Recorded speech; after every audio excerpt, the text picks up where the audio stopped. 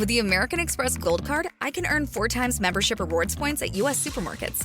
So with all these groceries, I'm also getting points. Learn more at americanexpress.com/US/explore-gold. Terms and points cap apply.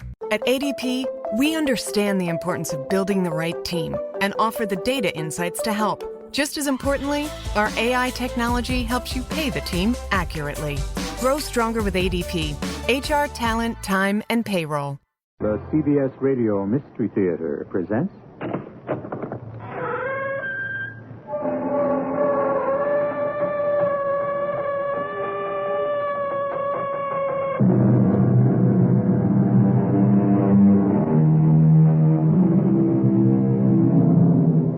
Come in. Welcome. I'm E.G. Marshall. I remember when I was in high school, I studied a poem which struck terror to my heart. I still recall the opening lines, which went, I fled him down the nights and down the days. I fled him down the arches of the years. I fled him down the labyrinthine ways of my own mind. Some of you will recognize the author as Francis Thompson and the poem as the Hound of Heaven. And it's still terrifying. But think how much more fearful it would be if the hound you were fleeing from was a hound of hell. Good Lord! What's that? I don't know, Sir Henry. Some sound they have on the moor, I think. Don't coddle me, Watson. When the people of the moor hear that cry, what do they say it is? They say it's the cry of the Hound of the Baskervilles, seeking its prey.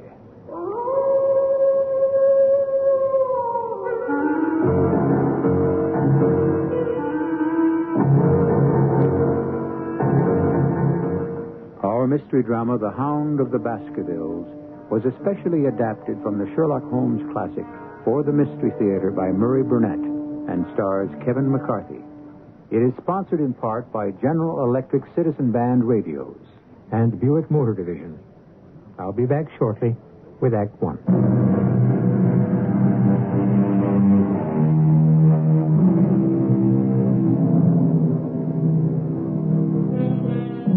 The mantle of immortality is elusive and unpredictable. 2 fictional characters, created at the turn of the century by Arthur Conan Doyle, have become undying legends. So strong is the public belief in their existence that the City of London recently granted the owner of the premises at 221B Baker Street the right to change the number of that address permanently, in order to avoid the hordes of tourists flocking to see the actual living quarters of Sherlock Holmes and his colleague, Dr. Watson. Our story today starts in those very rooms in the year 1902. My training as a medical man made me an early riser. Sherlock Holmes wasn't. On this morning, my friend was at the breakfast table while I was intently examining a cane that had been left behind by a visitor who had missed us last night. Well, Watson, what do you make of it? You've been looking at the cane for some time. Since we've been so unfortunate as to miss the owner and have no notion of his errand, this accidental souvenir carries some importance. Let me hear you construct the man by an examination of it. Well, very well, Holmes. Really, it's child's play to read that the man's name is James Mortimer, that he's a physician. But I would go further and say he's an elderly country practitioner who does a great deal of his visiting on foot because the end of this stick is very heavily worn down. Excellent, Watson. Now, the stick was given to him by the Friends of the CCH, which I take to be the Something Hunt, a local group to whom he's possibly given some assistance. Now, has anything escaped me? Now, here, let me have a look at it, Watson. Well, I trust there's nothing of importance I've overlooked. No, Watson. This man is certainly a country practitioner who walks a great deal. Then I was right. To that extent. But since we know that the man is a doctor, is it likely that presentation to him would come from a hospital rather than a hunt? And when we see the initials CCH, does not Charing Cross Hospital leap to the mind? Can we not also infer that such a presentation would be made at the time he left? Perhaps to practice in the country. And since the date is on the stick, and it's only 5 years ago, it's highly unlikely that an elderly, well-established physician would go into country practice. So, we now have a young fellow, amiable, unambitious, and possessor of a favorite dog, which I should say is larger than a terrier and smaller than a mastiff. Come, Holmes. Well, the dog is too much. No, not at all. If you'll observe these tooth marks in the middle of the stick, where the dog has been accustomed to carry it.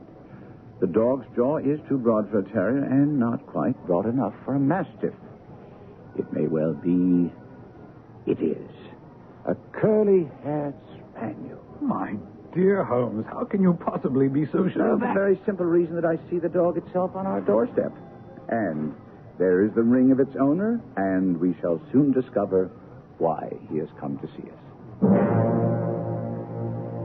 The appearance of our visitor was a surprise to me because although Holmes had correctly deduced his age, his back was already bowed, and he walked with a forward thrust of his head.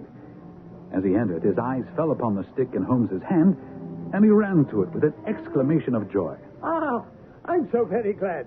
I wouldn't want to lose that stick for the world. Presentation, I see. Yes, indeed. From Charing Cross Hospital? From some friends there on the occasion of my marriage. Ah, dear, that's bad. I beg your pardon. Why was that bad? Well, only that you've disarranged our little deductions.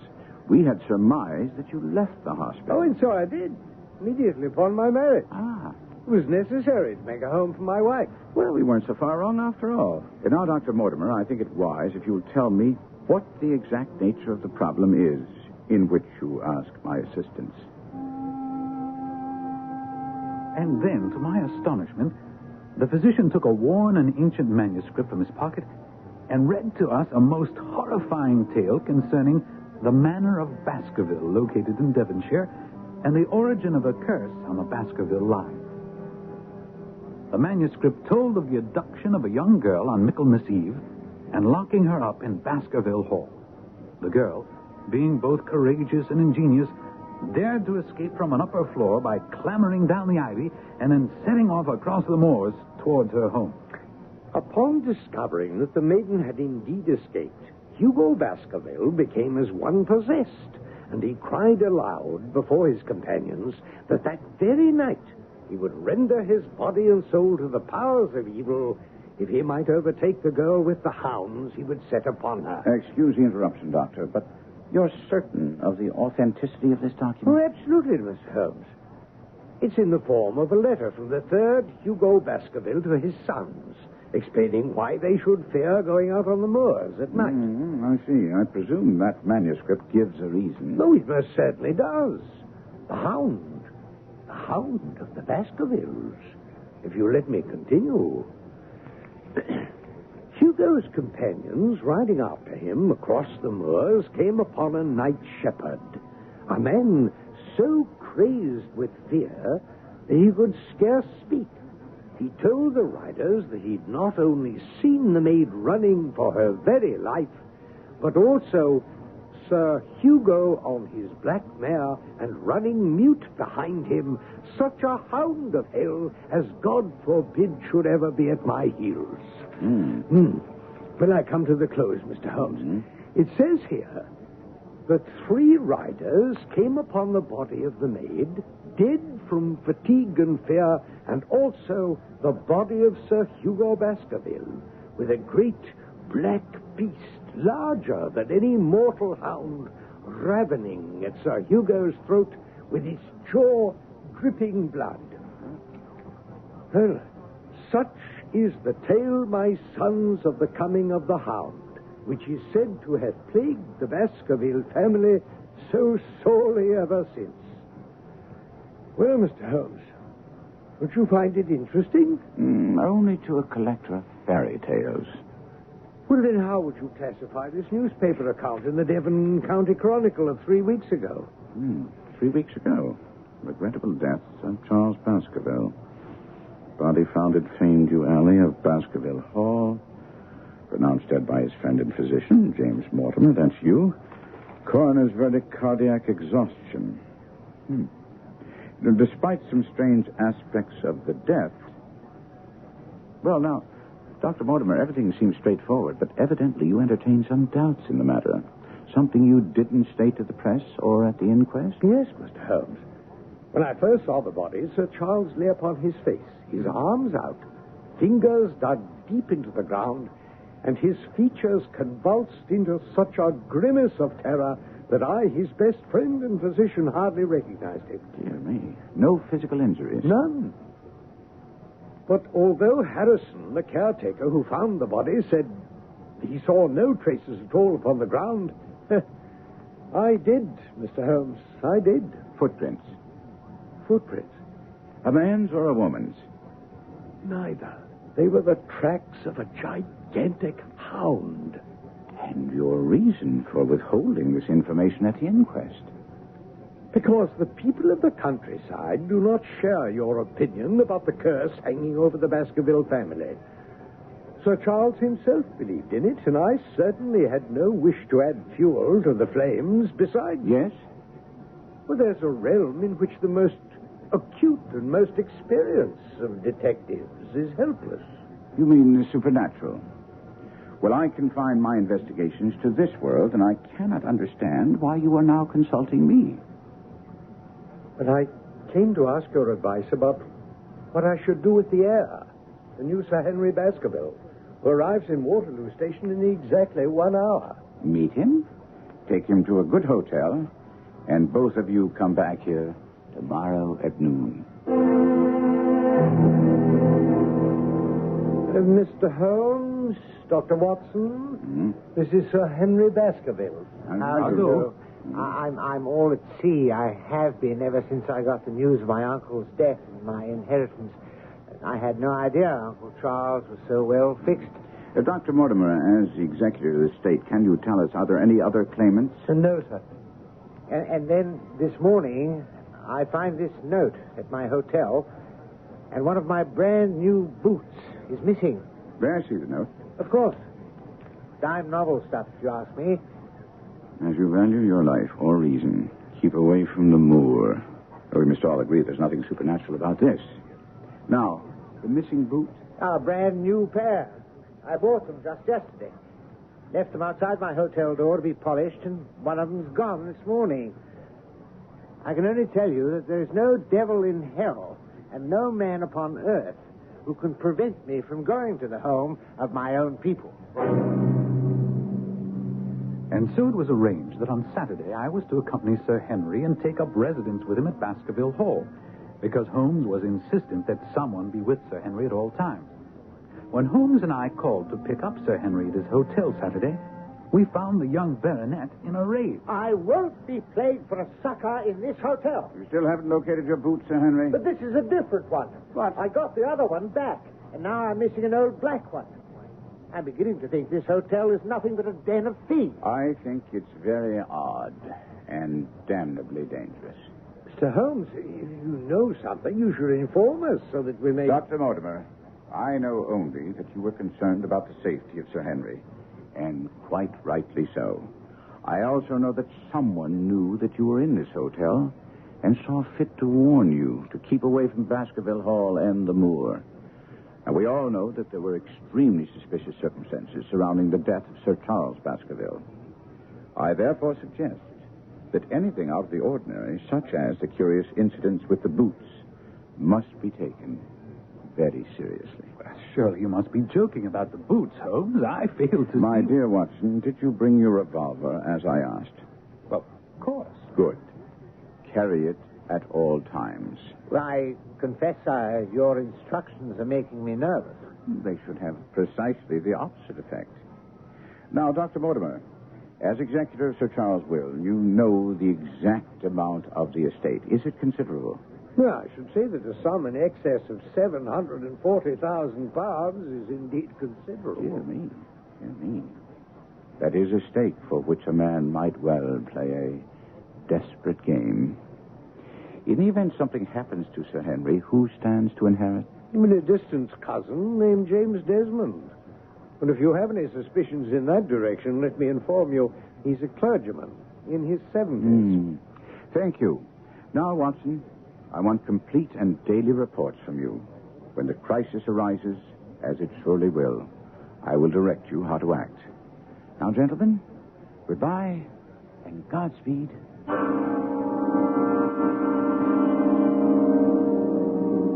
Ever since I was old enough to read, I have delighted in the adventures of Sherlock Holmes and his bumbling but lovable colleague, Dr. Watson. The game is afoot, and we'll be back shortly with Act Two.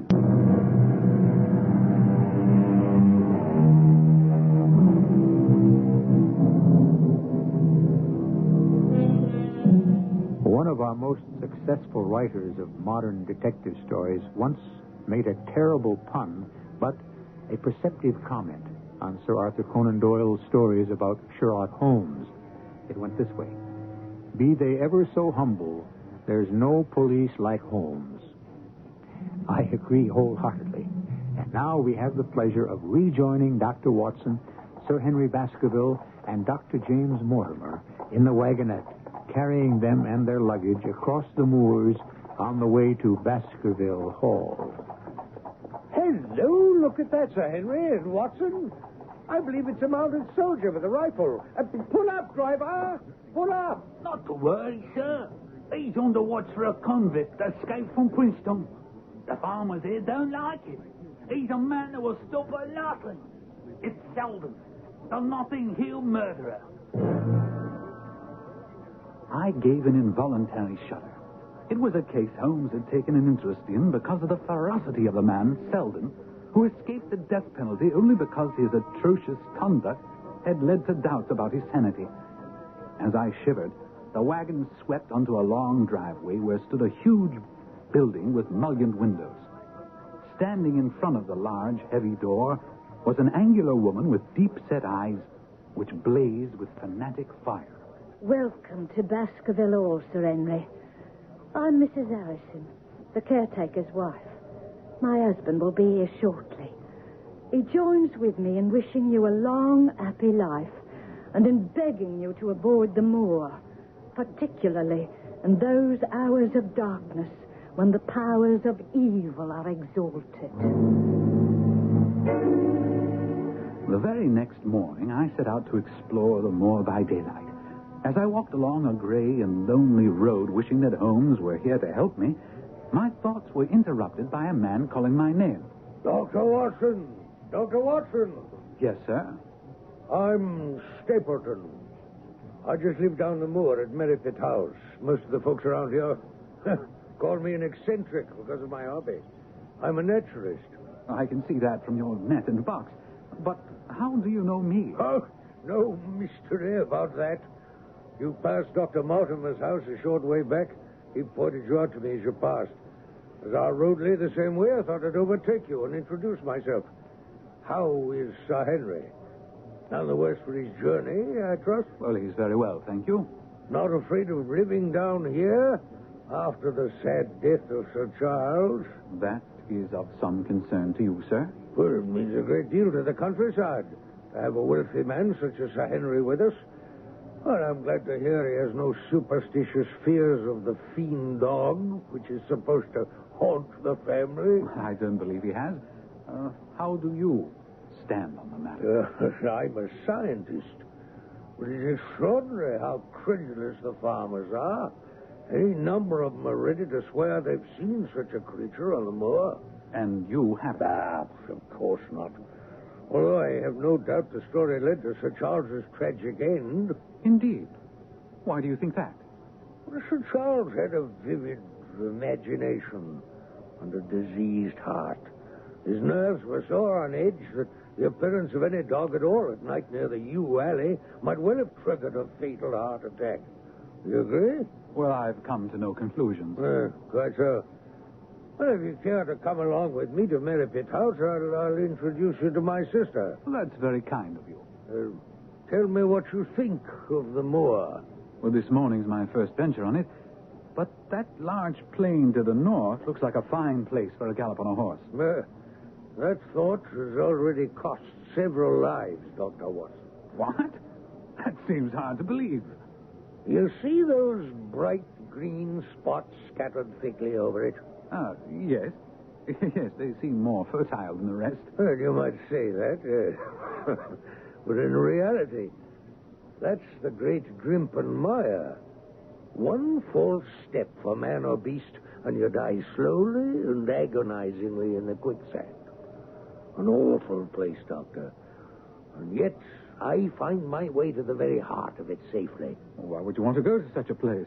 That's where the rarest plants and butterflies are. And I have the wit to reach them. Good Lord, what was that? The natives say it's the Hound of the Baskervilles calling for its prey. Well, you don't believe that, do you? Perhaps it's the mud settling in the bog. Excuse me, but unless I'm mistaken, there's a purple hair streak. Ah, very rare. I'll join you at Merripit House. You can't miss it. Stapleton was off with amazing speed and agility. To my dismay, the creature fluttered straight for the great mire. But Stapleton never paused for a moment.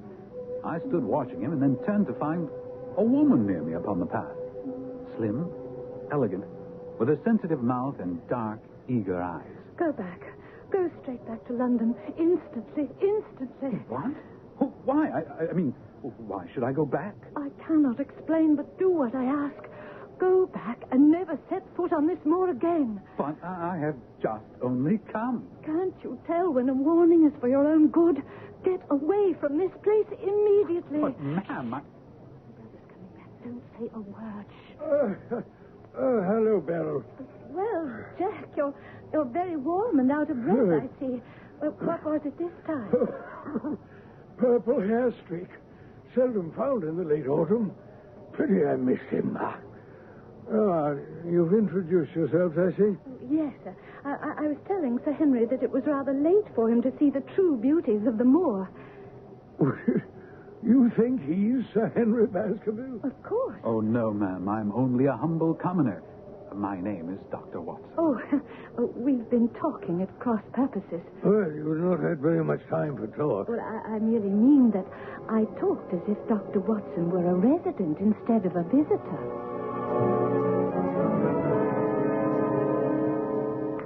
I chose this out-of-the-way spot to settle down in, Doctor, because it offers an unlimited field of work in the areas of botany and zoology.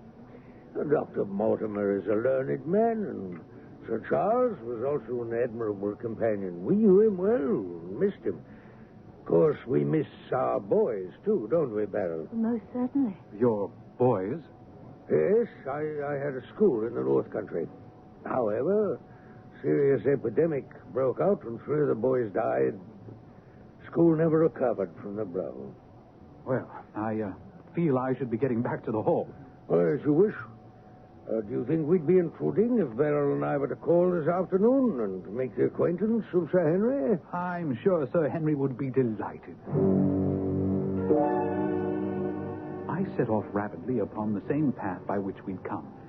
But there must have been some shortcut, because before I reached the road, I was astounded to see Miss Stapleton sitting upon a rock by the side of the track. Oh, I've run all the way in order to cut you off, Dr. Watson, and to tell you to forget what I said. I must not stop, or my brother will miss me. Now, hold on a moment, please.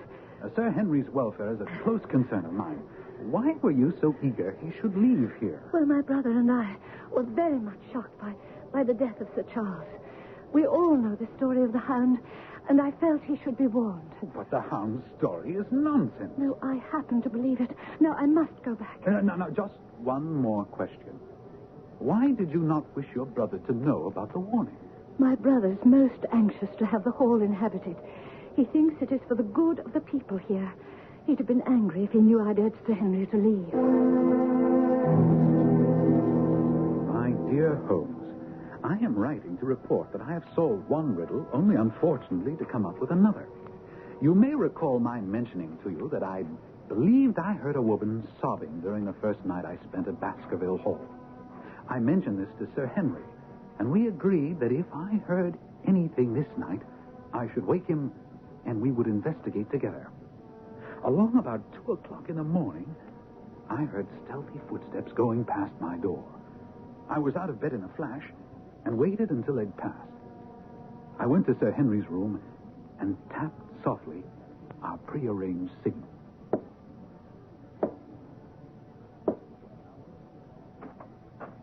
Yes? You heard something, Watson? Footsteps. No sobbing? No. The footsteps passed my door and went down the corridor. I see that it turns left. Where does it end? At a window overlooking the moors. And the steps went in that direction. Oh, softly now. What? Why, it's Mrs. Harrison. What in the world is she doing? She's holding a candle against the window and peering out. Her face is pressed almost against the glass. And crying bitterly.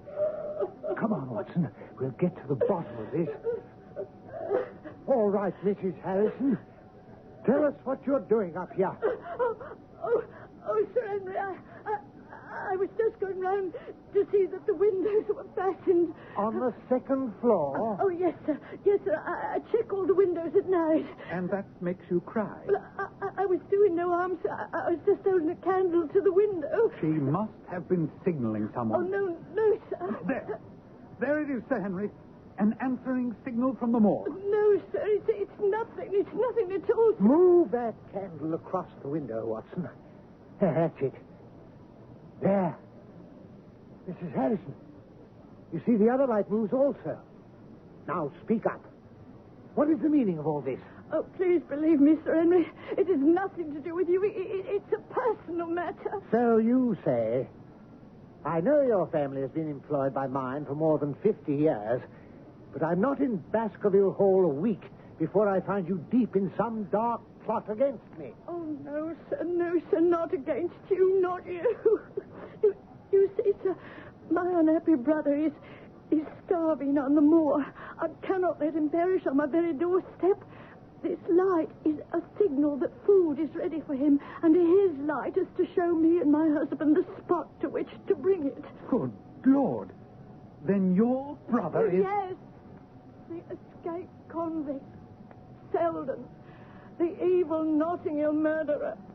He is my brother. We took the weeping unfortunate woman to her husband and left her. Sir Henry insisted on accompanying me on the moor to assist me in capturing this dangerous criminal. I had my revolver and Sir Henry a hunting crop. The moor was pitch black, but we easily picked out the pinpoint of light where the fellow was waiting. Mind the footing, Sir Henry. Yes. A pity we can't show a light. I think we should bear more to the right. There's his light. Watson. What's that? I don't know. A sound they have on the moor. I heard it once before. Don't coddle me, Watson. That was the cry of a hound. They say it's the cry of the Hound of the Baskervilles. You believe that, Watson? No, but I think that we should forget our expedition. No, by thunder, whatever that cry was, it came from far away, near the mire. We must continue and get that convict. I don't think that's wise. I urge you to return to the hall. You don't believe in this hellhound, and neither do I. Come on, man. Well, I'm charged with your safety. Holmes would never forgive me if something happened to you while you were in While my we care. stand here jawing, our man will get away. Now, come on. No, I cannot allow it. You can't prevent it. Well, either you come back to the hall with me now, willingly, or I shall be forced to knock you down and carry you back. Now, which shall it be?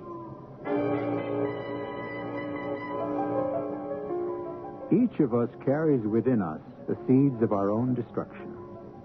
It would appear that Sir Henry Baskerville was no different. His pride was driving him to disregard the advice of those who were there to protect him. We'll be back with Act 3 and his decision in just a little while.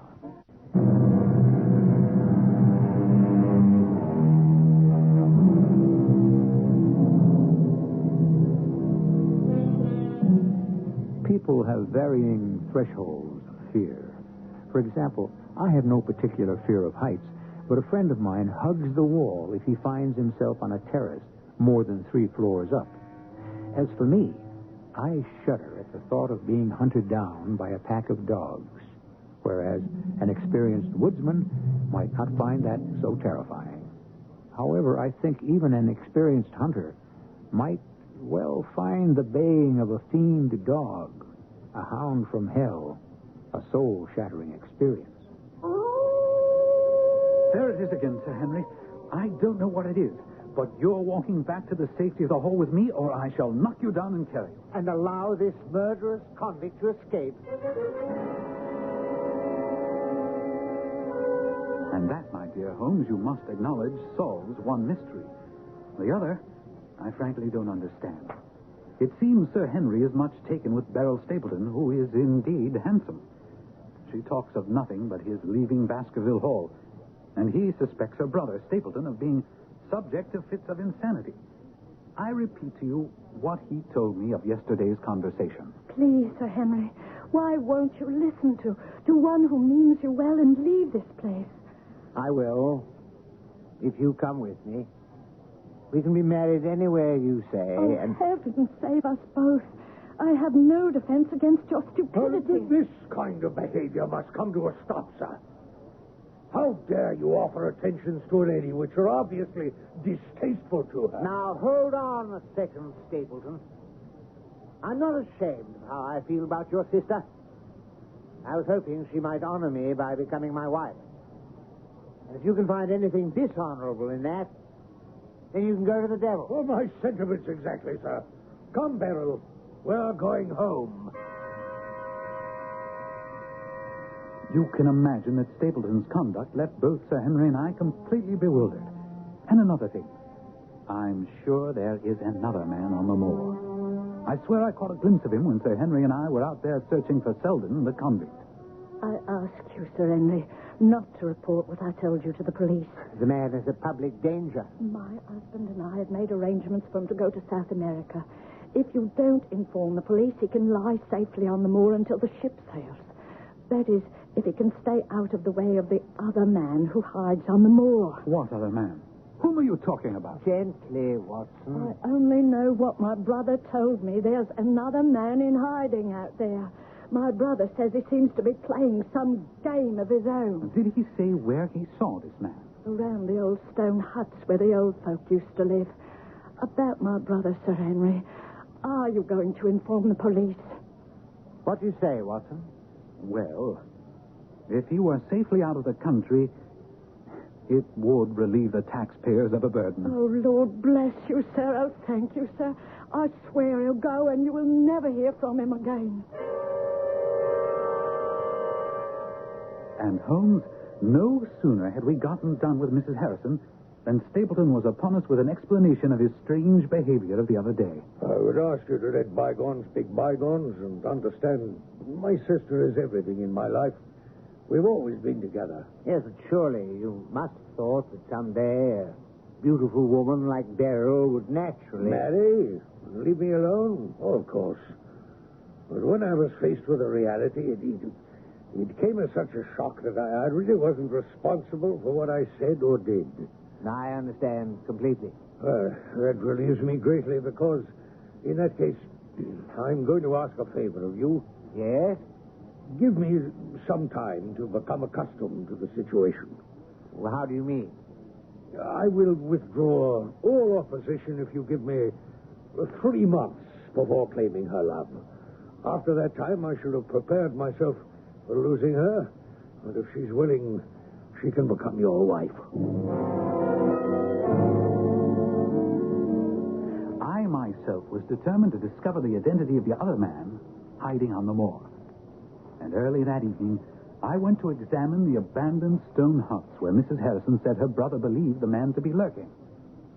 I approached one of the huts, closed my hand over the butt of my revolver, and entered quickly.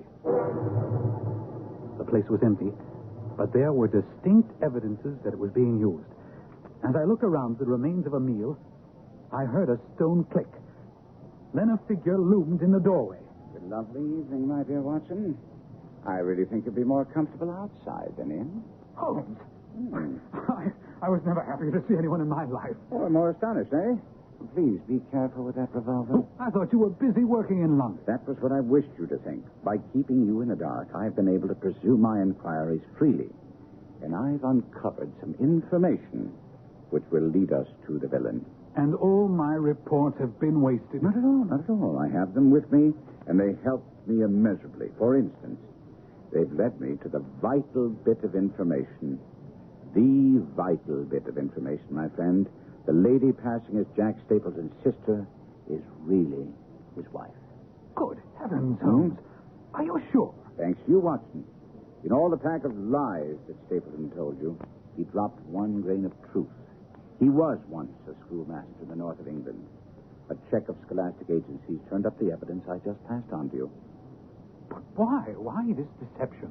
Because he foresaw that she would be much more useful to him in her character as a free woman. But what does it all mean, Holmes? What is Stapleton after? It's murder, Watson. Refined, cold-blooded, deliberate murder. But my nets are closing in on him, even as his are closing on Sir Henry. Another day or two at the joust, and we'll have him. Good Lord, Holmes. The hound. Which way did it come from? There, near the black door. Come, Watson. You must not be too late. Not now. Faster, Watson. Faster.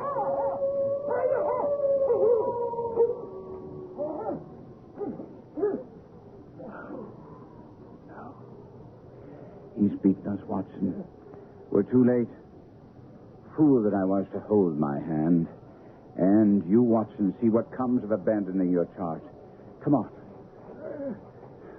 Up there. Up there against the slope. Come on. Wait. It's Sir Henry. I recognize the tweed jacket. No. No, Watson, no. Oh, the man has a beard. It's not Sir Henry. It's Selden. It's Selden the convict, wearing Sir Henry's clothes, no doubt furnished him by his sister. Dr. Watson. Well, you're the last man I should have expected to see on the moor at this time of night. What's this? Somebody hurt? Don't tell me it's Sir Henry. It's Selden, the escaped convict who appears to have fallen and broken his neck. What brings you onto the moor at this hour, sir? I heard a cry. You heard it too, I expect. Yes. You hear anything else beside a cry? No. Well, that's very comforting coming from Mr. Sherlock Holmes. Well, you seem to be very quick at identification, Mr. Stapleton. Oh, you also, Mr. Holmes. Now that you're on the scene, perhaps you've made some discoveries. No, only that this tragedy will make an unpleasant memory for me to take back to London tomorrow night. You return tomorrow? That's my intention. Does that mean you already have a solution to the strange events which have been troubling all of us here on the moor? No. Any investigator needs facts, not legends or rumors. No, on the whole, this has not been a satisfactory case.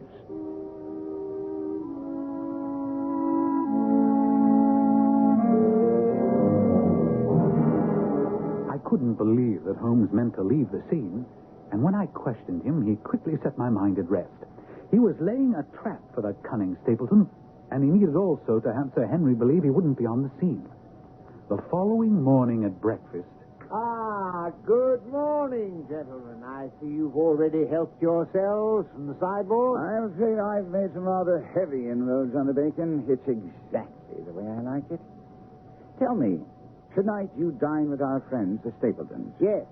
I hope you and Watson will join me. I'm sure you'll be welcome. I'm sorry, but Watson and I must go to London. London? Mm-hmm.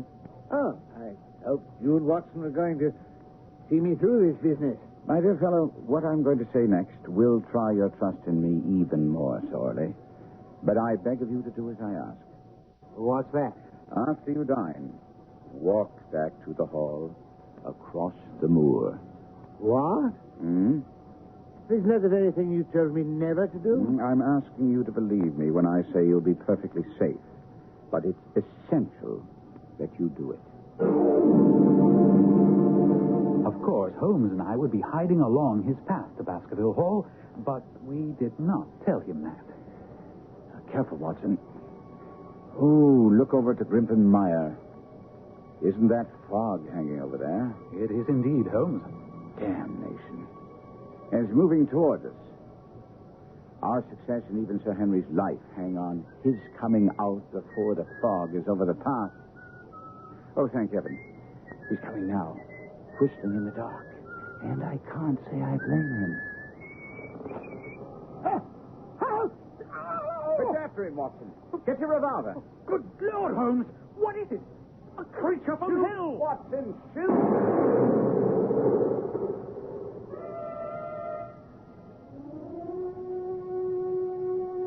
The creature that lay lifeless on the path as Holmes and I stood over it was part bloodhound, part mastiff, and large as a small lioness. Even in the stillness of death, the huge jaws seemed to be dripping with a bluish flame, and the eyes ringed with fire. A white-faced Sir Henry staggered back to us. What in heaven's name is that creature? The family ghost, and it's dead. Whatever it is. Yes, but the fire. Phosphorus. Look, now my fingers seem on fire. Holmes, it's a cunning preparation because it has no odor.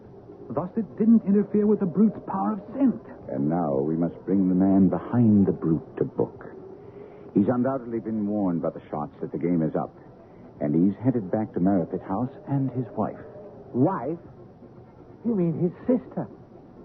And surely it isn't Stapleton, but... Sir Henry, I meant what I said. Beryl Stapleton is his wife. And his name isn't Stapleton. Since he's your younger cousin. The black sheep who didn't die in Central America, as we'd been told. What? I can't believe it. It can't be. The door's open. I'll wait till the bird has flown, but let's go in and see. There you are, Holmes. The villain's tied and gagged her. One moment, Beryl. Easy does it. There. Oh, Henry, I tried to warn you. You see what he did to me? There'll be time for explanations later, madame. But where is he? Where is he? Burning in hell, I hope. Dying slowly in the quicksand of the mire. He knows a path. He told me so. The path, yes. The path to his safe place in the center where he kept the great hound. I helped place the guiding wands. But yesterday, I changed them. And in tonight's fog, he'll not notice. Stapleton's body was never found. Some days later, when Holmes and I were back in the Baker Street flat, I asked, there's one thing that still puzzles me. That business about the boots. What did Stapleton want with two different boots? Oh, the first boot he stole was brand new, and therefore useless to him because he needed a boot with Sir Henry's scent for the hound. Amazing, Holmes. Elementary, my dear Watson.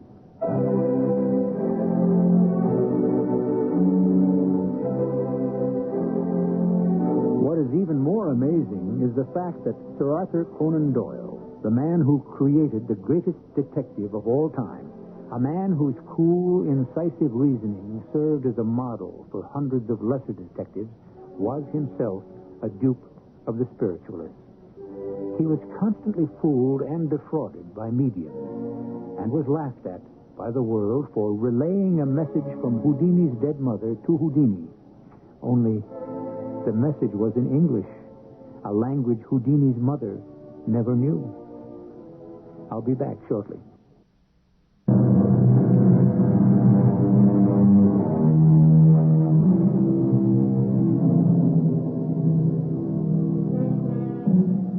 The record shows that Doyle, tired of writing Sherlock Holmes stories, and attempted to kill off his popular detective by having him thrown over the Reichenbach Falls. Popular demand, however, forced a reluctant Doyle to bring Holmes back. Our cast included Kevin McCarthy, Lloyd Battista, Carol Teitel, Robert Dryden, and Court Benson. The entire production was under the direction of Hyman Brown. This is E.G. Marshall inviting you to return to our Mystery Theater for another adventure in the macabre.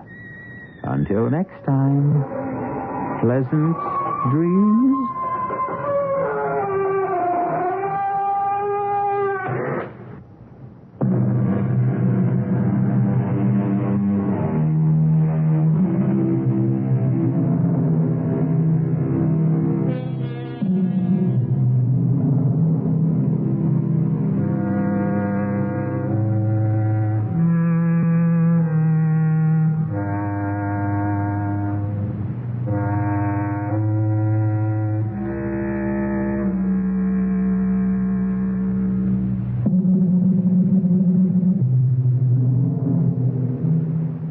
Bettering your business takes working with the best. With the James Hardie Alliance, you gain access to leads, training, networking, and support from the #1 brand of siding in North America. Achieve new levels of success by joining the James Hardie Alliance today.